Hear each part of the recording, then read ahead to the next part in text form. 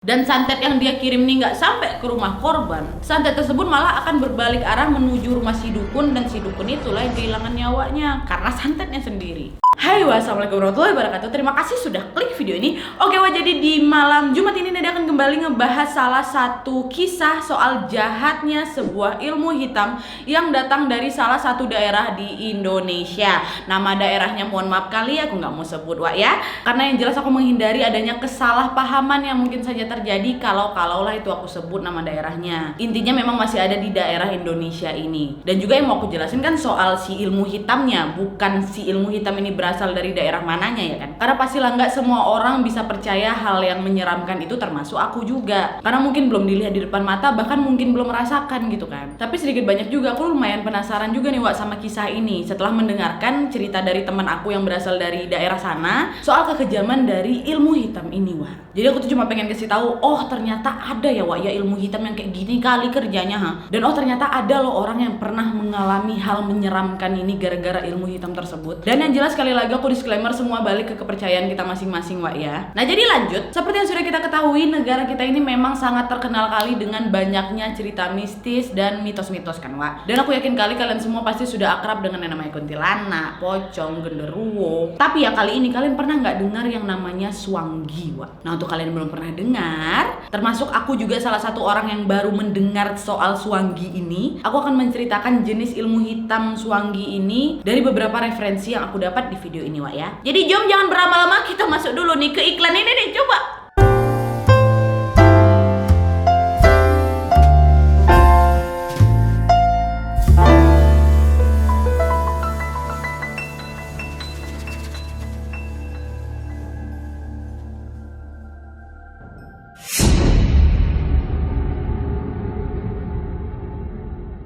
Nah jadi Swanggi atau Swangi dalam KBBI ini memiliki arti burung hantu yang juga mengacu kepada sebuah kepercayaan lama masyarakat di suatu daerah di Indonesia ini. Swanggi ini adalah roh jahat yang dipercaya selalu mengembara untuk memangsa manusia. Namun bagi beberapa kelompok masyarakat di daerah ini Swanggi atau Swangi ini menjadi nama yang terkenal sekaligus menakutkan. Karena Swanggi ini dipercaya merupakan sejenis ilmu hitam dan juga menjadi sebutan bagi dukun atau orang yang menekuni ilmu hitam tersebut. Nah, penganut atau dukun Swanggi ini biasanya hidup di hutan dan terkadang juga hidup berbaur dengan masyarakat sekitar Dan menurut sebagian masyarakat suatu daerah di Indonesia ini, apabila berbicara dengan Swanggi, maka mereka akan menjelaskan bahwa Swanggi ini adalah suatu kemampuan menyerang orang dengan menggunakan jasa buntina. Nah, secara umum buntina ini dipahami oleh masyarakat di sana mirip dengan apa yang kita sebut dengan kuntilanak. Sedangkan tukang Swanggi adalah orang yang dicurigai memelihara buntiana di rumahnya. Hanya saja sosok buntiana di sini tuh bukan kayak kuntilanak di film atau sinetron gitu, yang perempuan dengan rambut terurai, pakai baju putih, wajah menyeramkan, nggak kayak gitu. Tapi jauh lebih mengerikan lagi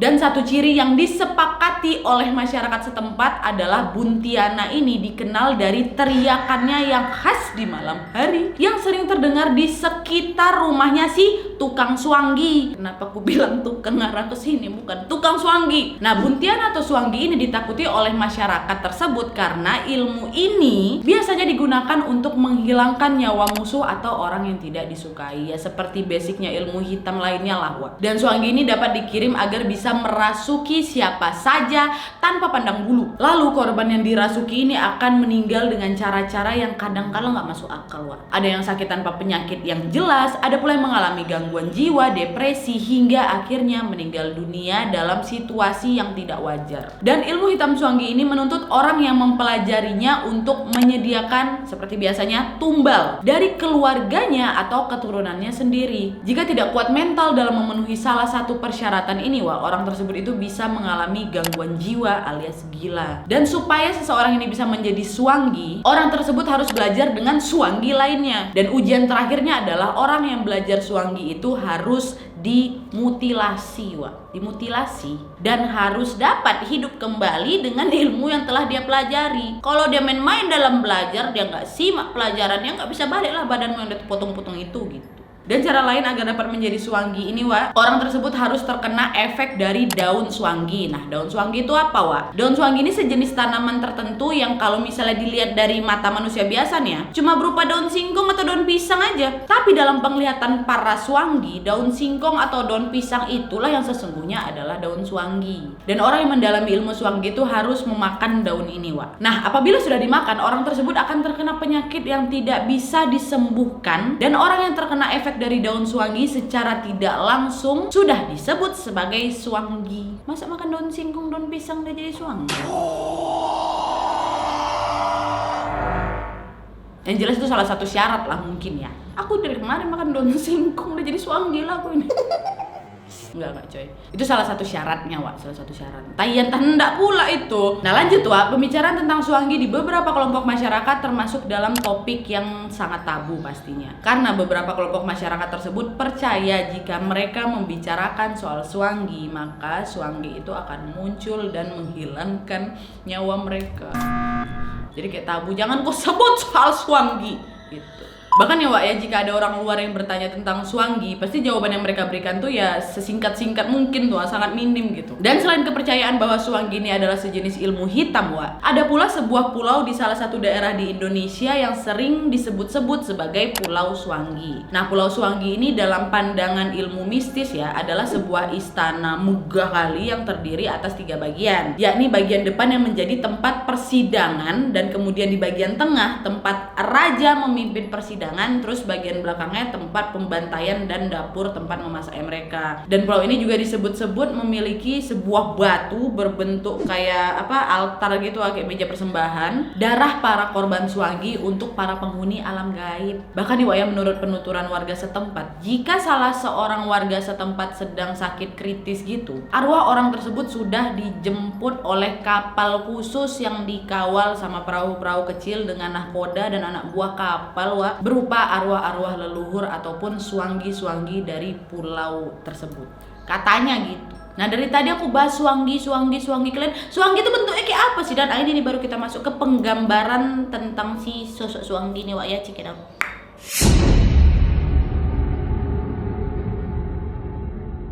Nah, jadi memang, Wak, bentuk jelmaan suanggi sendiri ini mendapatkan penggambaran yang berbeda-beda di beberapa daerah, Wak. Yang pertama nih, sebut aja lah daerah itu daerah X ya. Nah, sosok suanggi sendiri di daerah X ini dikisahkan sebagai wanita tua yang dengki terhadap masyarakat sekelilingnya, Wak. Diceritakan pada saat itu sekitar tahun 1895 di sebuah kampung di daerah X ini hiduplah seorang nenek yang sangat cantik dan rupawan. Kita sebut aja nama nenek ini Nek Yud ya. Kan aku selalu nyebut kesini lagi Nek Yud ya gitu. Nah, Nek Yud yang memiliki paras rupawan ini ternyata mempunyai kedengkian yang mendalam di hatinya, Wak. Cantik aja tapi dengki orangnya, dimana dia ini selalu merasa iri dan dengki terhadap orang yang mempunyai kelebihan, entah itu harta maupun ilmu pengetahuan, Wak. Nah, terus suatu hari adalah itu seorang bapak-bapak sekaligus tetangganya juga yang pulang memancing dan mendapatkan ikan banyak kali. Waktu ngeliat kayak gitu, di saat itu juga lah hatinya ini mulai iri gitu sama bapak itu, busuk hati. Kayak busuk hati tetangga gegara pasang wifi itu, kayak gitulah mungkin Nek Yud. Dan setelah mengetahui hal tersebut, akhirnya Nek Yud ini mencari cara agar si bapak itu tidak akan mendapatkan ikan lagi sama sekali pada saat dia memancing.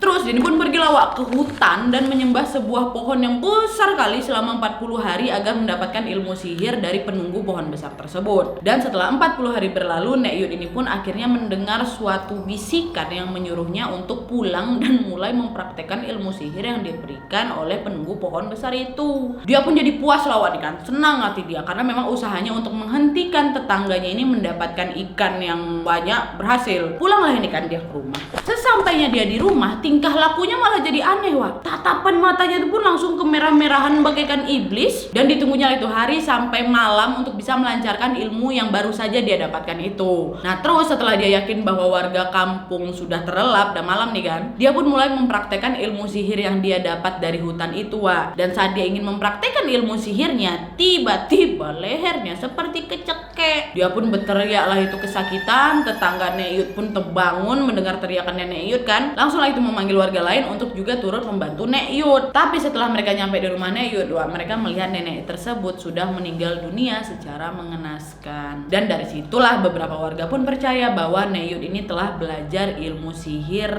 lalu salah mempraktekannya. Dan roh Nek Yud inilah akhirnya dipercaya menjadi roh jahat bermata kemerahan yang gentayangan pada malam hari untuk bisa mencelakakan masyarakat. Yang kemudian roh jahat tersebut dikenal orang sebagai Swangi di daerah X. Tapi berbeda lagi Wak dengan daerah lain. Nah, daerah selanjutnya ini kita sebut aja daerah Y ya. Nah, cerita Swangi ini mempunyai sedikit kemiripan dengan Swangi di daerah X tadi Wak. Beberapa warga menggambarkan Swangi ini sebagai seorang perempuan yang mempunyai kekuatan magis, atau ada juga yang menggambarkan bahwa Swangi ini adalah hantu wanita yang berhati dengki sama kayak Nek Yud tadi. Dan Swangi ini sering beraksi mencari korbannya pada saat tengah malam Wak, dengan wajah yang sangat seram dan kepala yang bersayap. Ini pasti dibikin efek ini sama si Gotrek kan. Asfi, kau buat kepala aku bersayap ya? Pasti. Kau janganlah deh. Kau buat kepala aku bersayap ya?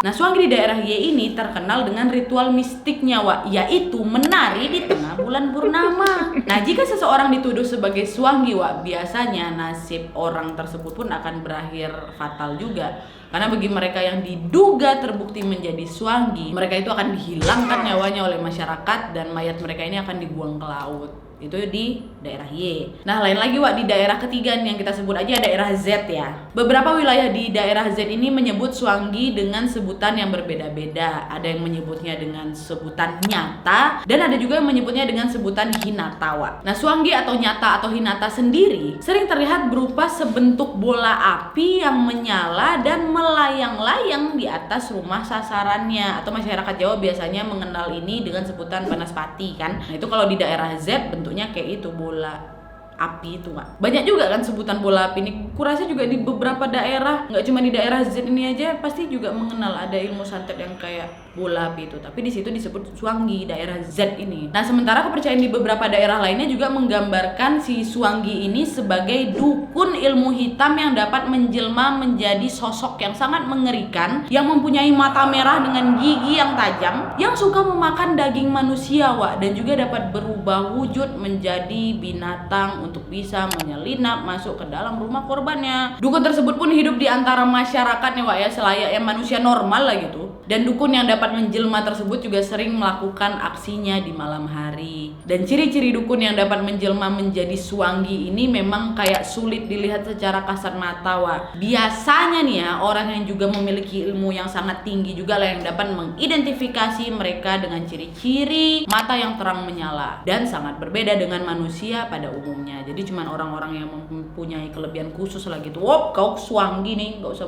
pura-pura kau gitu. Mungkin matanya dia nengok terang benderang gitu.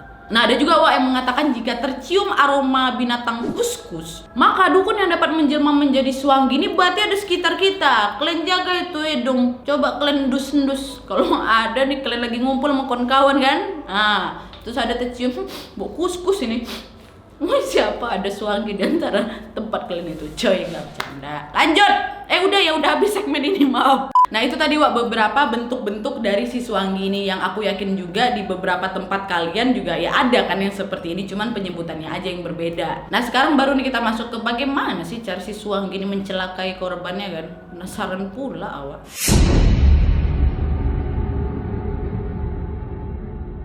Nah, jadi Wak, seperti penggambaran wujudnya yang beragam, ada pula nih Wak beragam kepercayaan mengenai cara si Swangi ini menghilangkan nyawa korbannya. Karena memang kan basicnya ilmu hitam itu kebanyakan digunakan oleh orang-orang tersesat ini untuk bisa menyelakakan bahkan menghilangkan nyawa musuhnya atau orang yang tidak disukai kan. Sama juga kayak Swangi. Nah, kalau cara-cara dari si Swangi ini adalah sebagai berikut. Pertama, Swangi ini akan memakan daging korban dari jarak jauh Wak, sehingga orang tersebut tersebut lama-kelamaan akan mati karena sakit.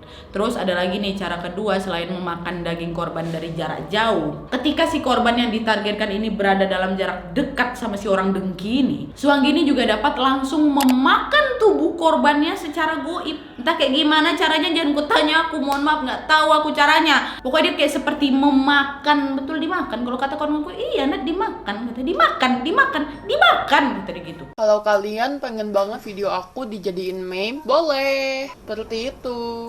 Secara goib, makanya lah itu si kawan yang dari jarak jauh atau jarak dekat ini tiba-tiba sakit aja karena tubuh dia tuh dimakan secara goib sama si Suwanggini. Terus cara ketiganya katanya Suwanggini akan menggunakan mantra dan bisa berubah menjadi bayangan ke rumah si korban. Nah biasanya beberapa hari kemudian si korban ini akan menjadi sakit dikarenakan hal yang tidak wajar tadi, dan pengobatan medis pun tidak akan mampu mendeteksinya. Nah nantinya setelah korban meninggal, Suwanggini akan memakan mayat si korban untuk menambah ilmu hitamnya.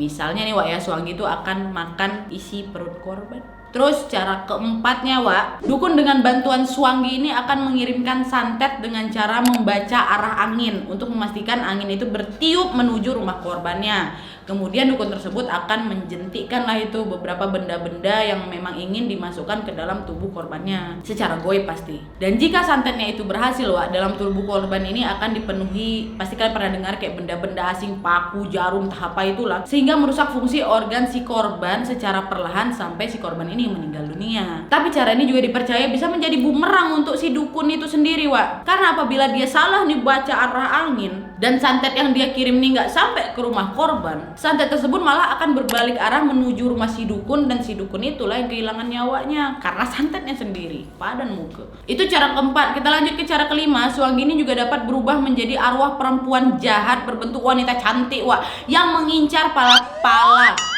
pria hidung belang dengan menggodanya hingga terjerat untuk bisa melakukan hubungan intim. Dan kemudian nih dia akan langsung menyerang si korbannya dengan dipotong. Paham kalian apa yang dipotong nanti itu alat kelamin si laki hidung belang itu. Terus cara keenam nih Suwanggini dapat menghabiskan korbannya dengan menggunakan perantara seperti makanan atau minuman. Nah perantara tersebut akan diberi mantra oleh Suwanggi sehingga di saat korban mengkonsumsi makanan atau minuman tersebut, si korban ini akan menjadi sakit dan meninggal dunia. Terus nih cara ketujuh, nah ini nih adalah cara yang menurut aku paling sadis Jadi nih Suwanggini akan mengintai korbannya terlebih dahulu untuk bisa menemukan celah di mana si korban ini berada dalam posisi sendirian.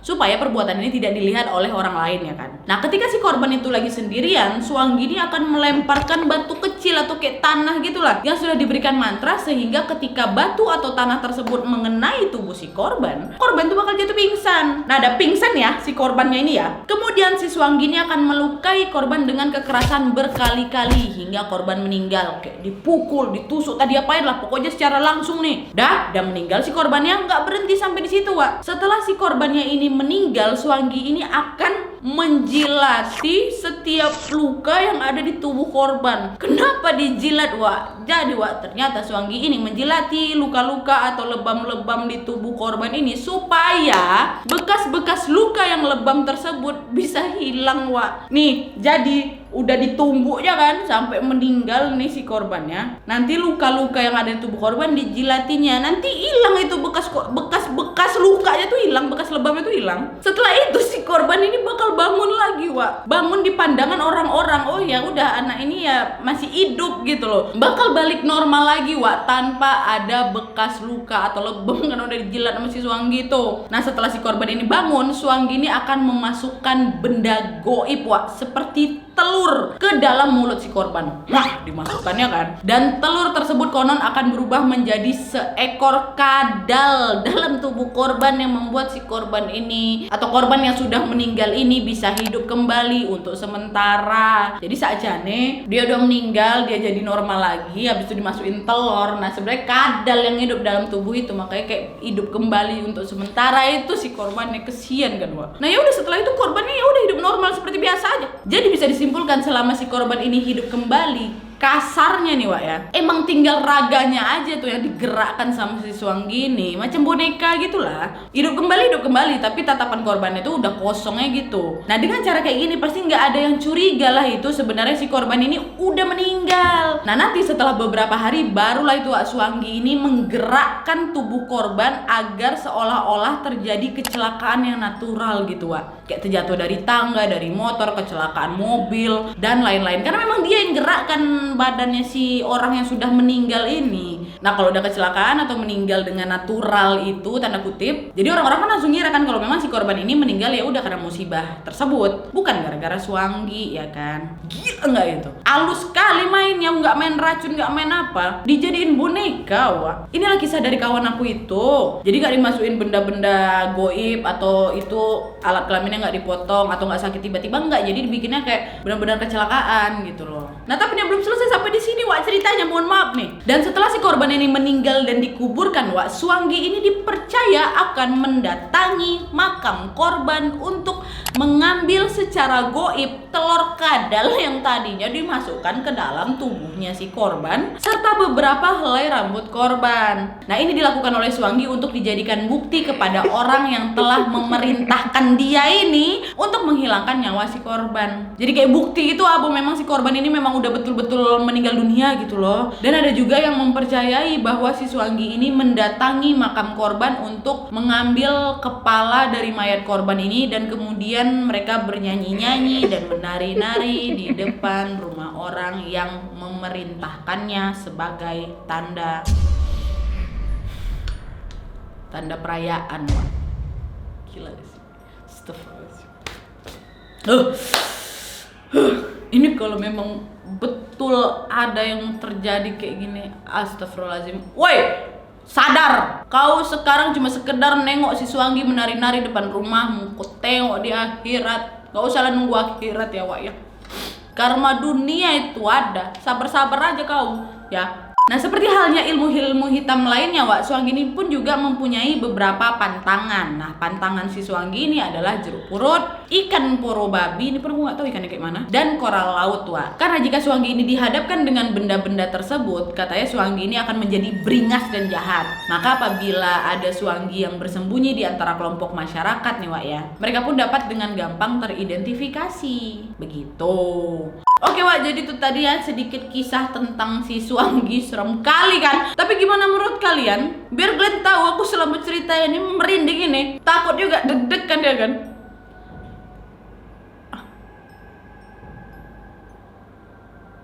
Ada yang kayak gitu gak sih?